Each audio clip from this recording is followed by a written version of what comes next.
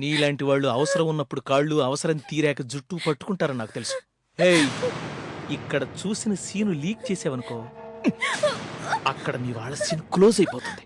జాగ్రత్త. చెప్పరండి, నా మాట నమ్మండి. గుడ్.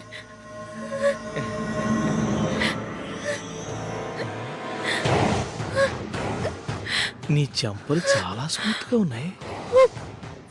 నీ చెంపల్లాగే నువ్వు స్మూత్ గా ఉన్నావనుకో, నీకెలాంటి ఇబ్బందులు.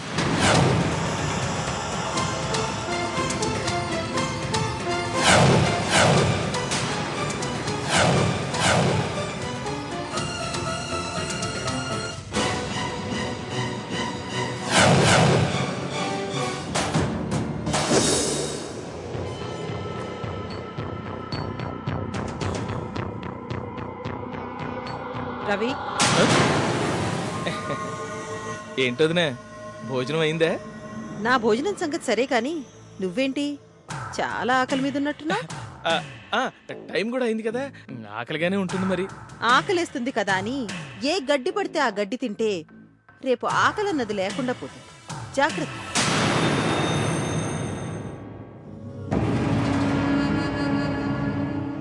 ఎంత ఇండైరెక్ట్ గా చెప్పినా చెంప చెళ్ళుమనిపించేలా చెప్పింది. అది పేద పిల్లైనంత మాత్రాన స్కాచ్ బాటిలాగా దాన్ని అపురూపంగా చూసుకోవాలా? అది ఇక్కడ ఉండటానికి వీల్లేదు, అంతే. వెంటనే ఇక్కడి నుంచి పంపించేశాయి. అసలు నిన్ను ఆ ఊళ్ళోనే వదిలేద్దాం అనుకున్నాను. దాన్ని అడ్డు పెట్టుకుని మళ్ళీ ఇంట్లోకి వచ్చాను. మా అన్నయ్య గారు, అత్తయ్య గారు సపోర్ట్ నీకు ఉండబట్టి నేను నీ ఇంట్లో నుంచి బయటికి పంపించలేకపోతున్నా. ఏయ్, అది మాత్రం ఇంట్లో ఉండటానికి వీల్లేదు. వెంటనే దాన్ని ఇక్కడి నుంచి పంపించేశాయి. ఆ పని నేను చేయలేనండి. ఏ, 4 పీకితే తప్ప మామూలుగా చెప్తే చేయలేవా? వెళ్ళి మీ అత్తయ్యని అడగండి. ఈ ఇంట్లో నాతో ఆటలాడేది నువ్వు ఒక్కదానివేగా. షార్ప్ గానే ఉన్నావు. నీ అంత కాదులే. ఇప్పుడు నేను ఎందుకు వచ్చానో తెలుసా? నీకు ఒక సర్ప్రైజ్ ఇవ్వడానికి. ఏంటి? చెప్పేస్తే సర్ప్రైజ్ ఎలా అవుతుంది? చూపిస్తాను, రా. ఎలా ఉన్నావు సావిత్రి? అమ్మా నాన్న ఎక్కడున్నారో కూడా తెలియని దురదృష్టవంతరాల్ని. ఎలా ఉంటాను చెప్పు? నువ్వెలా ఉన్నావు? ఇన్ని రోజులు నేను ఎప్పుడెప్పుడు చూస్తాననే టెన్షన్తో గడిపాను. నువ్వు ఇలా బాధపడడం చూస్తుంటే నేను చూశానన్న ఆనందం కూడా లేకుండా పోయింది. మీరిద్దరూ ఒకరి కోసం ఒకరు ఫీల్ అయిపోయి ఇక్కడే ఉండిపోతారా? బాబు, నువ్వు పేషెంట్ తాలూకానా? అవునండి, ఆవిడ మా అమ్మ. పెద్దవాళ్ళెవరూ లేరా? లేరండి. సరే, డాక్టర్ గారు చిట్టి రాసిచ్చారు. వెళ్ళి ఇందులో ఉన్న మందులు అర్జెంటుగా తీసుకురా.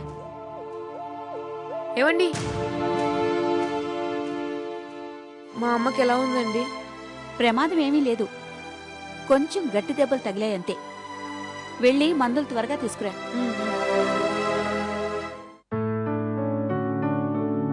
ఇదిగామ్మా, సంతకం పెట్టు. సార్ సార్, అర్జెంట్ గా ఈ మందులు ఇద్దామని హాస్పిటల్ డాక్టర్ గారు చెప్పారు సార్. డాక్టర్ గారు చెప్తారు, వాళ్ళు అర్జెంట్ గా 1,00,000 రూపాయలు తెమ్మంటే మేము ఇవ్వాలా?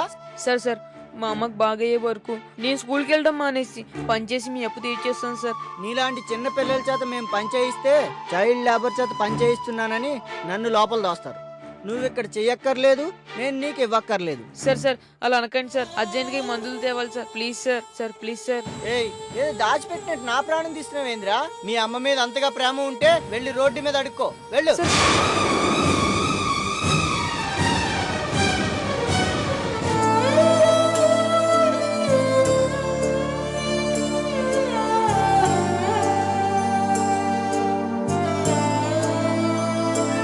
సార్ సార్, మా అమ్మ హాస్పిటల్లో ఉందండి. అర్జెంట్ గా మందులు కొనాలి సార్. కొంచెం హెల్ప్ చేయండి సార్, ప్లీజ్ సార్.